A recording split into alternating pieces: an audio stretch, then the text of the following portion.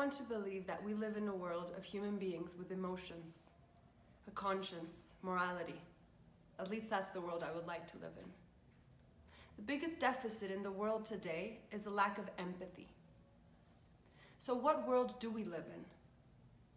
And what kind of world are we creating for future generations?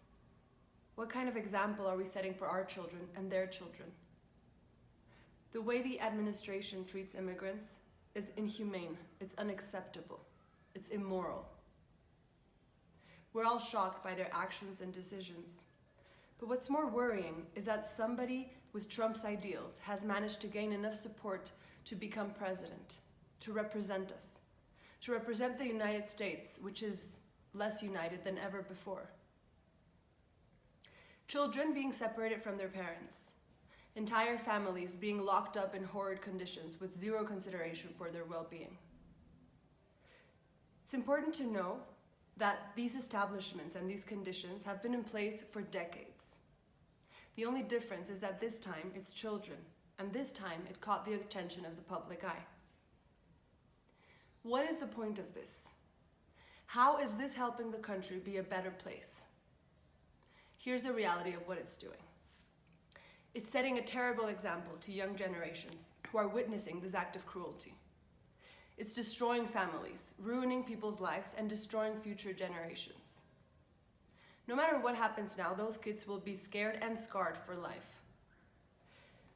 It's creating hatred between people, between countries, and between cultures.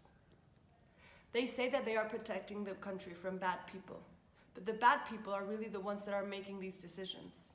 Leadership is meant to be about empathy.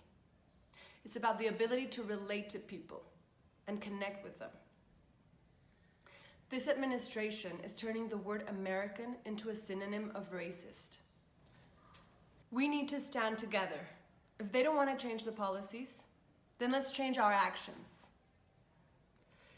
People with large followings, people in the public eye, speak up.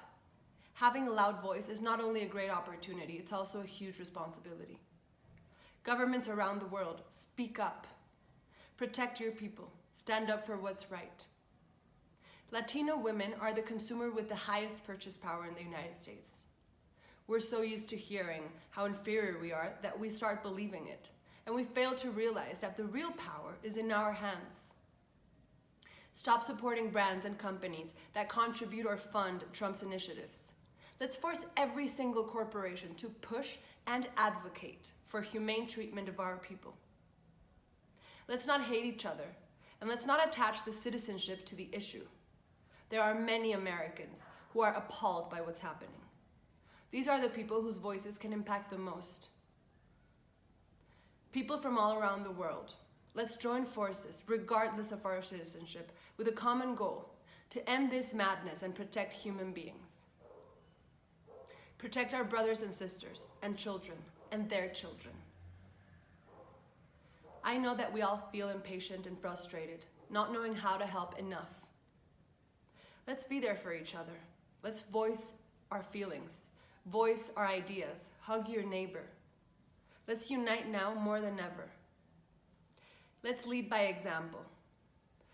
Remember, we are all human beings. We are all real people. We are someone's sons, daughters, sisters, husbands, wives. We have loved, we have lost, and we have lived.